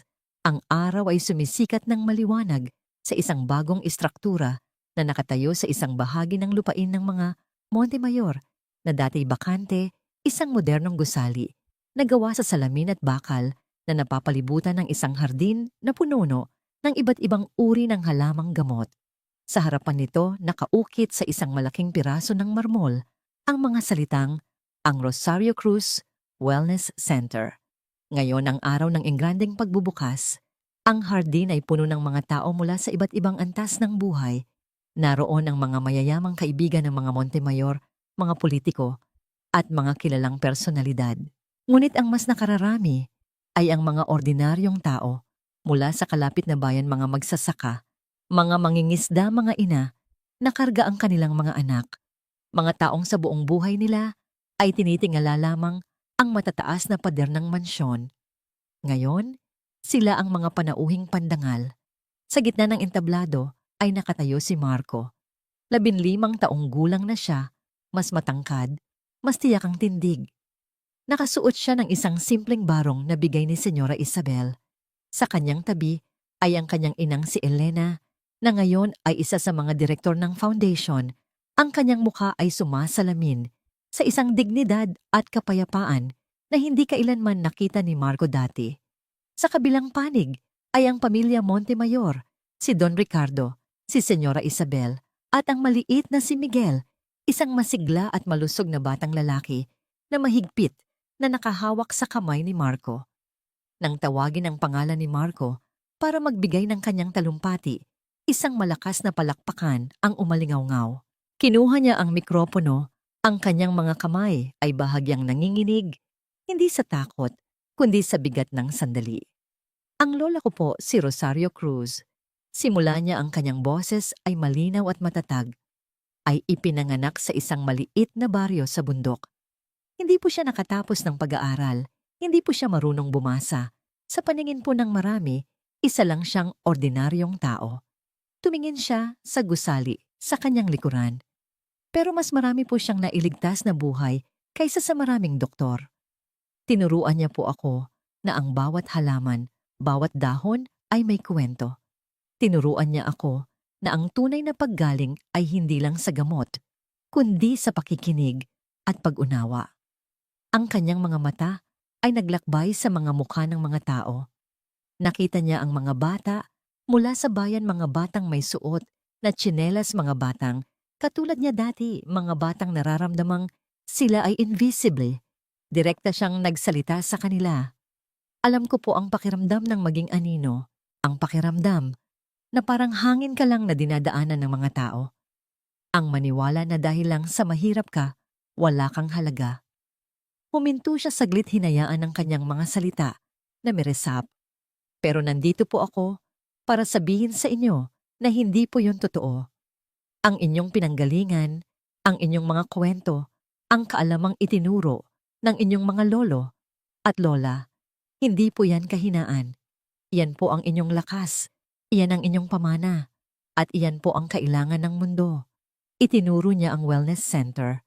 Ang lugar na ito ay para sa ating lahat. Isang lugar kung saan ang kaalaman ng mga doktor at ang kaalaman ng ating mga ninuno ay parehong binibigyan ng halaga. Isang lugar kung saan ang bawat tao, mayaman man o mahirap, ay pakikinggan at gagaling. Pagkatapos ng kanyang talumpati, isa pang mas malakas na palakpakan ang sumunod. Ngunit ang pinakamahalagang sandali ay nangyari pagkatapos. Habang sila ay naglalakad sa hardin, si Baby Miguel, na ngayon ay nakakapagsalita na, ay biglang bumitaw sa kamay ng kanyang ina. Tumakbo siya, ang kanyang maliliit na paa ay mabilis na humakbang sa damuhan. Hindi siya tumakbo patungo sa kanyang ama o ina. Tumakbo siya patungo kay Marco. Kuya Marco, sigaw niya, ang kanyang mga braso ay nakataas. Yumuko si Marco at binuhat ang bata. Niyakap siya ni Miguel ng mahigpit. Sa sandaling iyon, sa harap ng daan-daang tao, ang koneksyon sa pagitan ng dalawang bata, ang isa na muntik ng mamatay at ang isa na nagligtas sa kanya, ay isang buhay na testamento sa lahat ng nangyari. Nakita ni Don Ricardo ang eksena at sa kanyang mga mata ay may luhang namuo. Nilapitan niya si Marco Nakarga pa rin si Miguel, inilagay niya ang kanyang kamay sa balikat ni Marco. Ang pamana ng lola mo ay buhay na buhay, Marco, sabi niya. At ikaw ang magpapatuloy nito. Tumingin si Marco sa gusaling may pangalan ng kanyang lola. Tumingin siya sa kanyang ina na nakangiti ng buong pagmamalaki. Tumingin siya sa batang nakayakap sa kanya. Hindi na siya ang batang anino. Siya si Marco Cruz, ang tagapagmana ng isang sinaunang kaalaman, ang tagapagtayo ng tulay sa pagitan ng dalawang mundo at ang apo ng kanyang lola. Ang kanyang kwento ay hindi nagtatapos dito. Ito ay isang bagong simula pa lamang. Isang simula na puno ng pag-asa hindi lang para sa kanya, kundi para sa lahat ng mga batang nangangarap na balang araw ang kanilang mga boses ay maririnig din. At sa sikat ng araw sa hardin ng Rosario Cruz Wellness Center, alam ni Marco na ang kanyang kinabukasan, tulad ng mga halamang nakapaligid sa kanya, ay ngayon palang magsisimulang mamukadkad. 6 na buwan matapos ang engranding pagbubukas ng Rosario Cruz Wellness Center ay naging sentro ng buhay sa komunidad. Araw-araw ang mga pasilyo nito ay puno ng mga taong naghahanap ng lunas, mga ina na may dalang sanggol, mga magsasakang may sakit sa likod, mga kabataang may ubot sipon. Ang pangako ng sentro na pagsamahin ang luma at bago ay isang pang-akit na mahirap tanggihan. Ngunit ang pagsasama ng dalawang mundo ay hindi kasing dali ng inaasahan. Isang maaliwalas na umaga, isang babae na nagngangalang Aling Nita ang pumasok sa reception.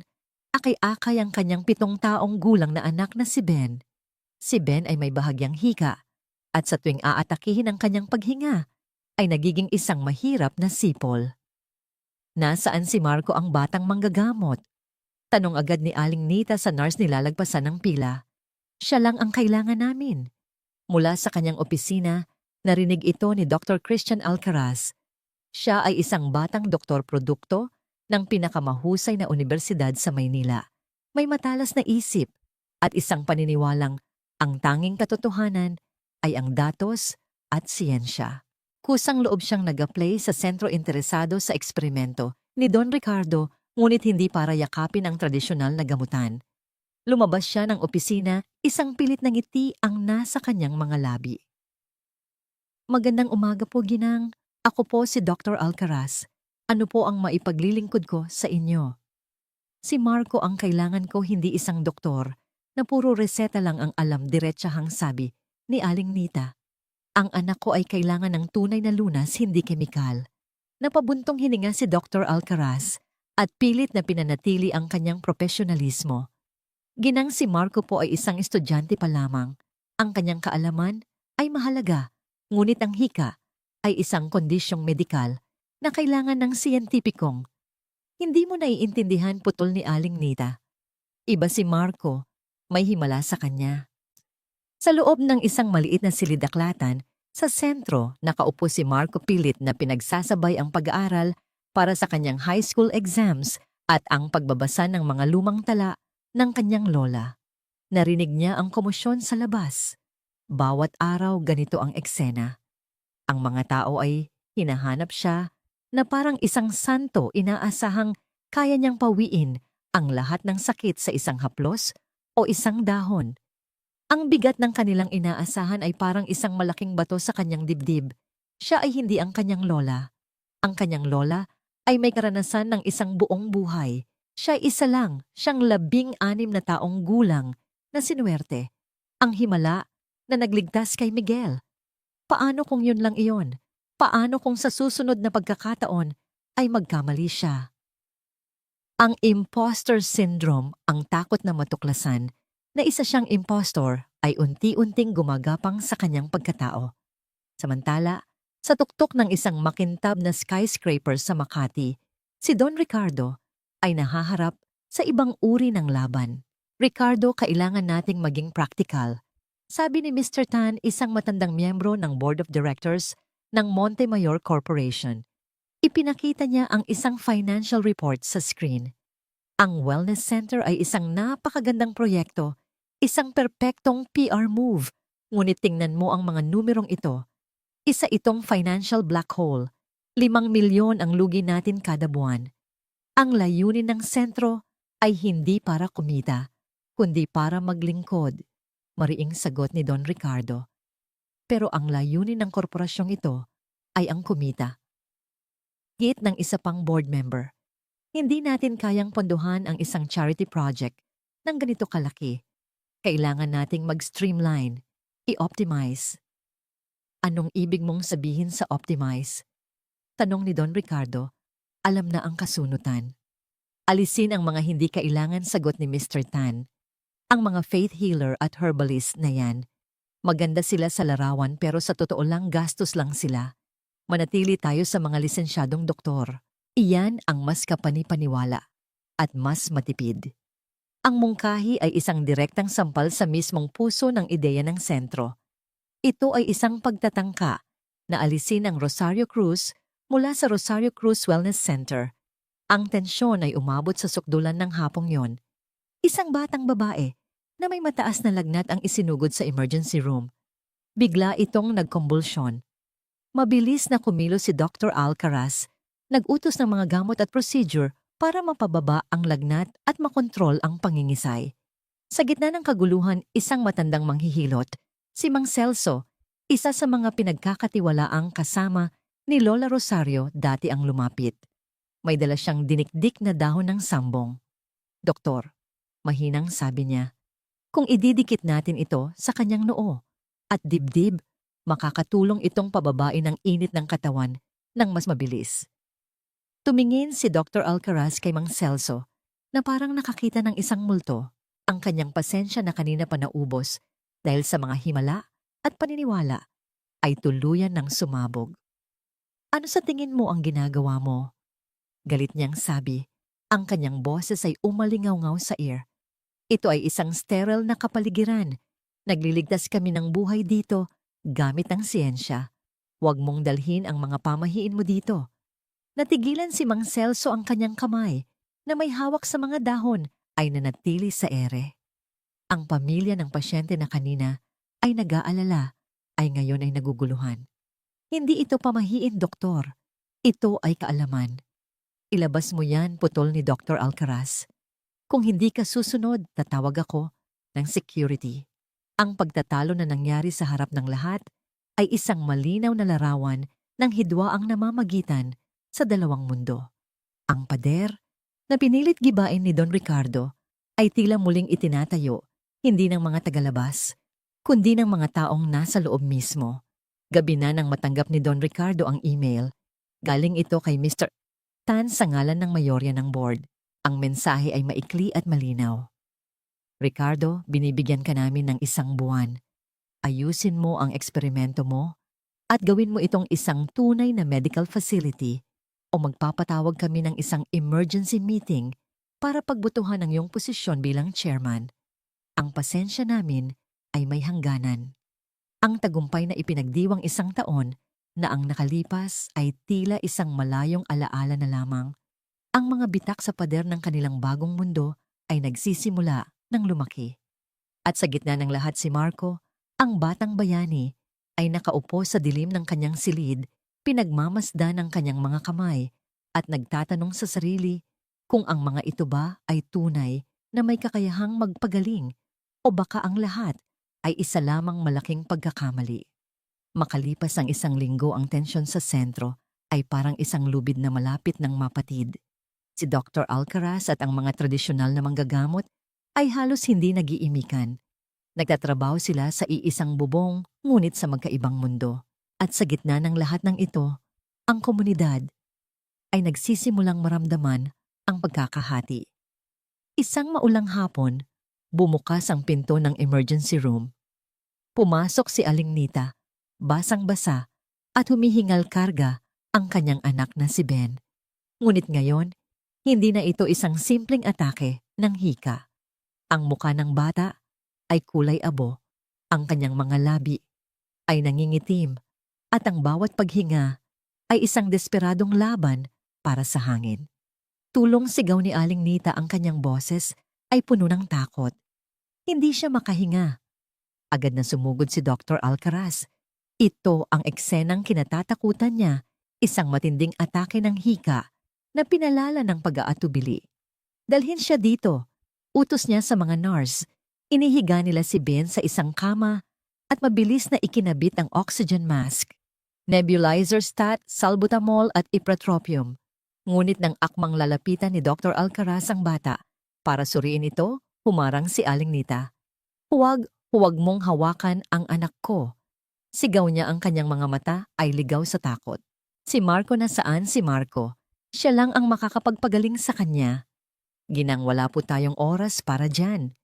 Giit ni Dr. Alcaraz, sinusubukang manatiling kalmado. Nasa anaphylactic shock ang anak ninyo. Bawat segundo ay mahalaga. Sa puntong ito, dumating si Marco na ipinatawag ng isang nurse.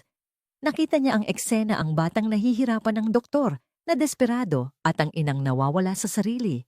Ngunit ang pinakamasakit na nakita niya ay ang mga mata ni Aling Nita na nakatingin sa kanya, mga matang puno ng isang bulag na pananampalataya.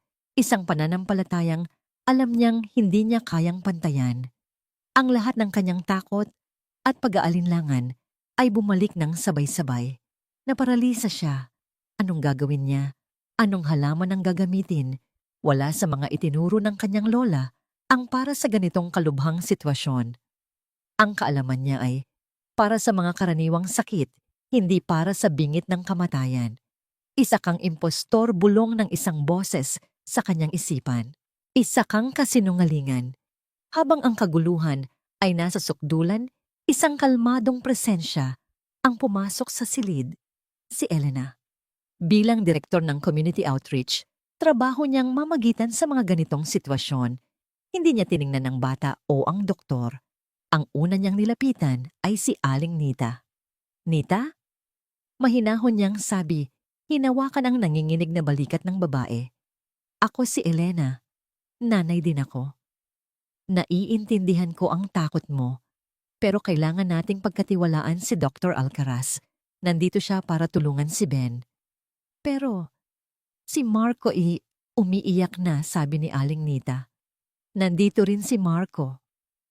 Sagot ni Elena, lumingon sa kanyang anak na nakatulala pa rin. Pagkatapos ay bumaling siya sa buong silid. Nandito tayong lahat para tulungan si Ben. Hindi ito panahon para maglaban-laban.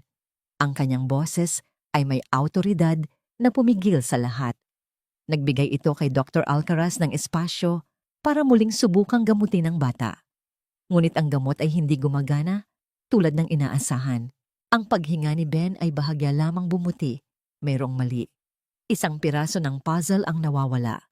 Sinimulang kausapin ni Elena si Aling Nita hindi bilang isang direktor, kundi bilang isang kapwa-ina. Kwentuhan mo ako, Nita. Anong nangyari bago ito nagsimula? Anong kinain niya? Saan siya naglaro? Wala. Wala naman. Sabi ni Aling Nita sa gitna ng paghikbi. Nasa bukid lang kami. Naglalaro siya malapit sa mga kamatisan habang nag-aani ako. Pagkatapos ay bigla na lang siyang, ganito? Ang mga salitang iyon ay parang isang kidlat na tumama sa isipan ni Marco.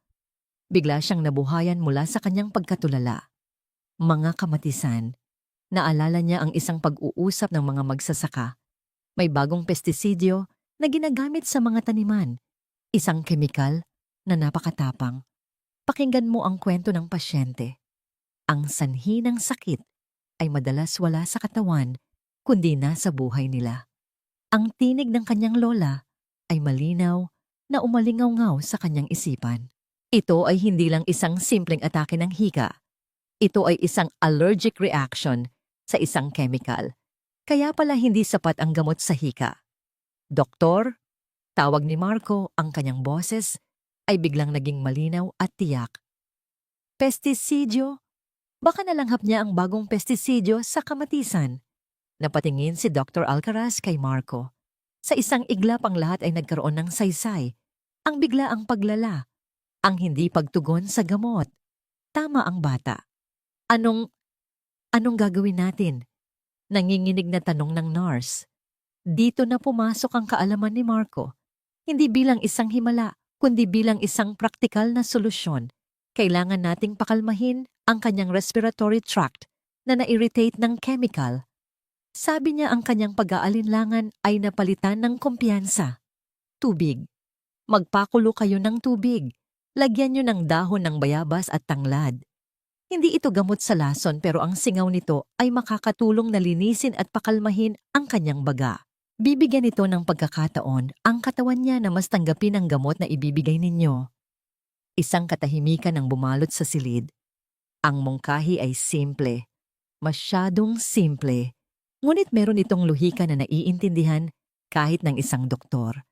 Si Dr. Alcaraz ay nasa isang sangandaan. Ang kanyang pagsasanay ay nagsasabing huwag maniwala. Ngunit ang kanyang mga mata ay nagsasabing ang kanyang ginagawa ay hindi sapat. Tiningnan niya si Marco hindi na bilang isang karibal, kundi bilang isang posibleng kasagutan.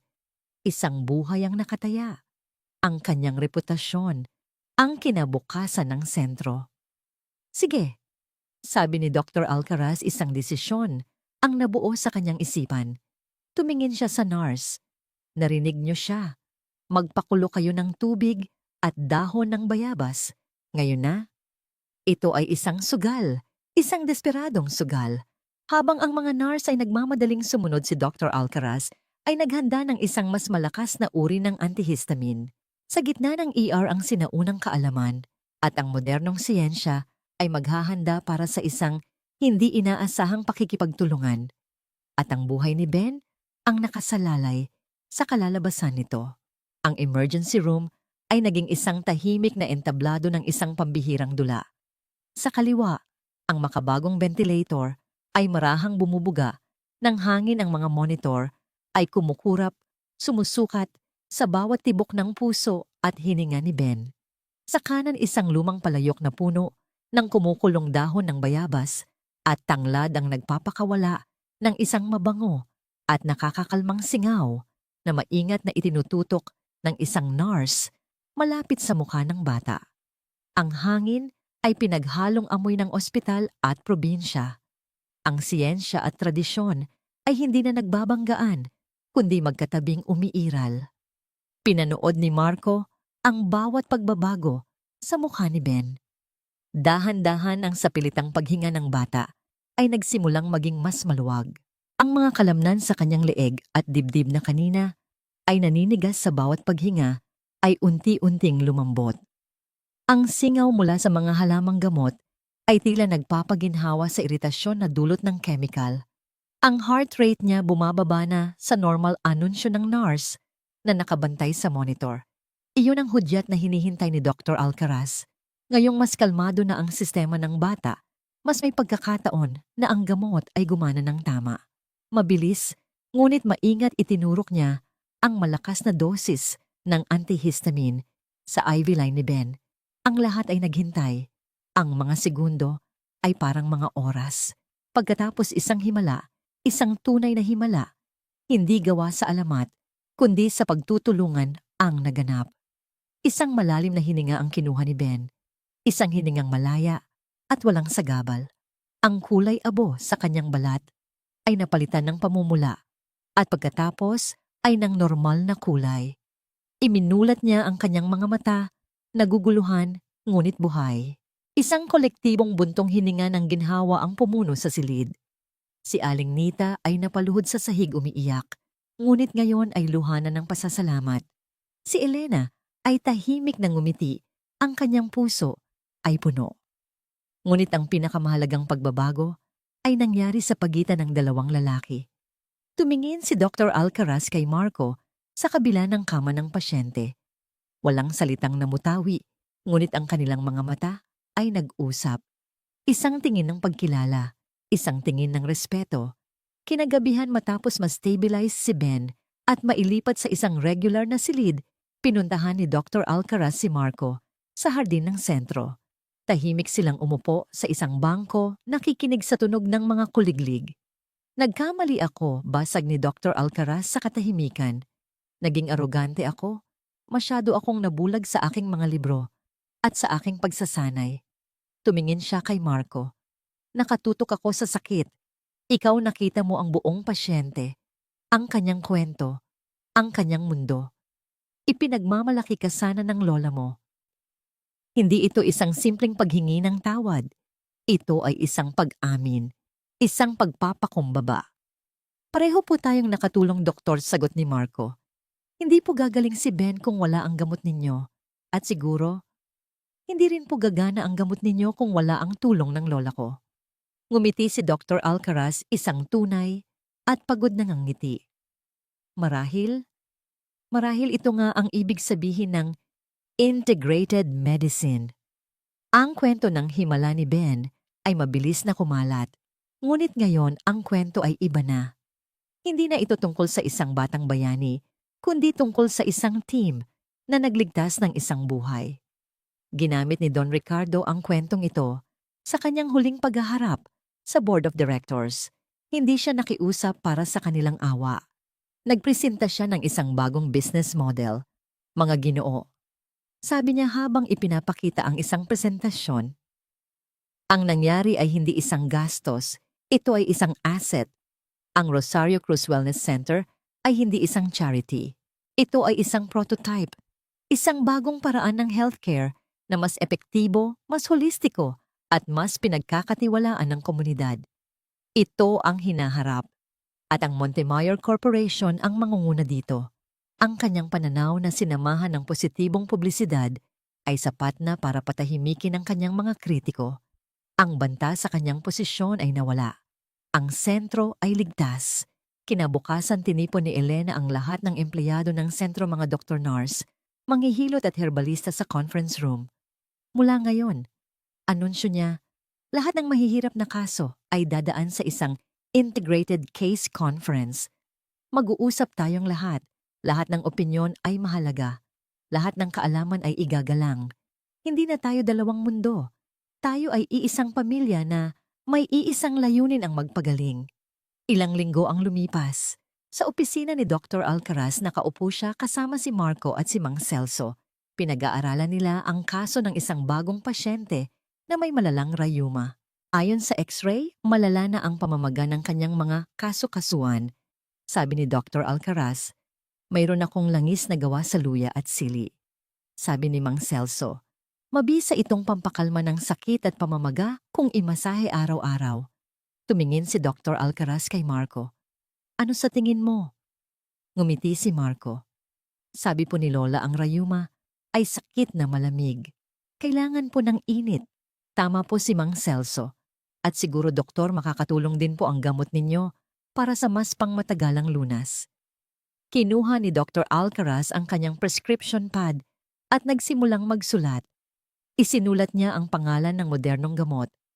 Pagkatapos sa ibaba, idinagdag niya, Co-therapy, traditional massage with ginger chili oil twice a day. Tumingala siya at ngumiti sa dalawa. Hindi na sila magkakaiba. Sila ay mga kasama. Mula sa bintana tanaw ni Marco ang hardin na ipinangalan sa kanyang lola. Naunawaan niya na. Ang tunay na pamana ni Rosario Cruz ay hindi lang ang mga halaman o ang mga lunas. Ang tunay niyang pamana ay ang pagtuturo kung paano gamutin ang pinakamahirap na sakit sa lahat ng kawalan ng tiwala. At sa paggamot na yon, isang bagong simula, isang mas matatag at tunay na simula ang sa wakas ay nagsimulang mag-ugat.